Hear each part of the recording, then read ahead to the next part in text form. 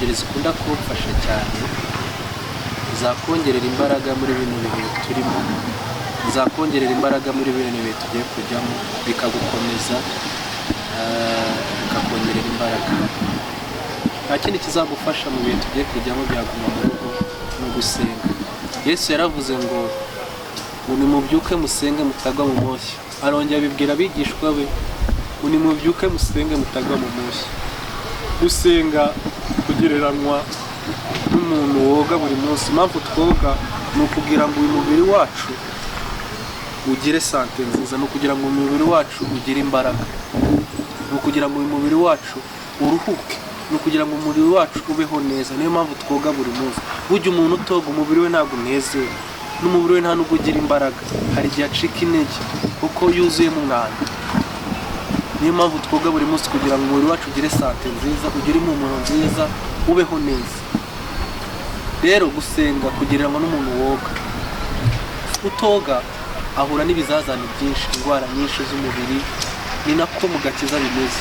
Niyo mpamvu Yesu yavuze ngo nimubyuke musenge mutagwa mu moshya. Nabifuriza gusenga.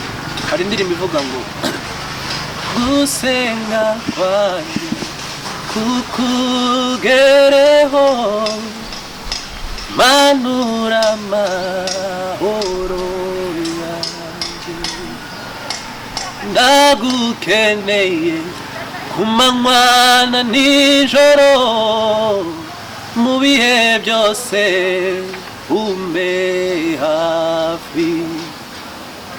Gusenga kwanjye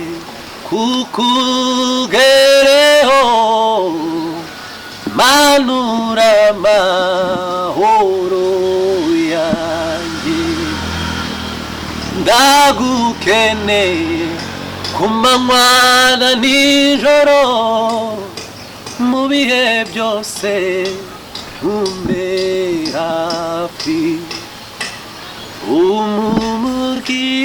Umugisha wawe kukutanga nta mubabaro ubamo, unkomereza amaboko kuko nshoboza